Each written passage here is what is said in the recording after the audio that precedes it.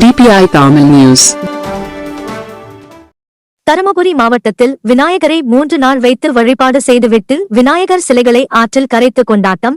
தருமபுரி மாவட்டத்தில் பல்வேறு பகுதிகளில் கடந்த புதன்கிழமை விநாயகர் சதுர்த்தி அன்று 1000க்கும் மேற்பட்ட இடங்களில் காவல்துறை அனுமதி பெற்று விநாயகர் சிலை நிறுவி பொதுமக்கள் வழிபாடுகள் செய்தனர். நேற்று வெள்ளிக்கிழமை 3வது நாளை முன்னிட்டு விநாயகர் சிலைகளை தருமபுரி மாவட்டம் பென்னாகரம் வட்டம் ஒகேனக்கல் சுற்றுலா தளம், தொப்பூர் அணை உள்ளிட்ட பகுதிகளிலும் தருமபுரி, கிருஷ்ணகிரி மாவட்ட எல்லையாக உள்ள இருமத்தூர் தென்பெண்ணை ஆற்றில் 2 மாவட்டங்களைச் சார்ந்த நூற்றுக்கணக்கான விநாயகர் சிலைகளை கரைக்க கொண்டு வந்தனர்.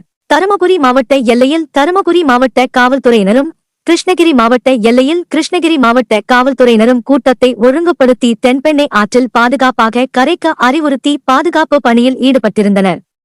பக்தர்கள் வரும் வாகனங்களை போலீசார் கண்காணித்து ஆற்றுக்குள் அனுமதித்தனர். 500க்கும் மேற்பட்ட விநாயகர் சிலைகளை தென்பெண்ணையாற்றில் வைத்து கற்பூர தீபாராதனை காட்டி கரைத்தனர். பல பக்தர்கள் ஆற்றினுள் விநாயகர் சிலையை வைத்து தண்ணீர் பீச்சு அடித்து பக்தி பரவசமடைந்தனர்.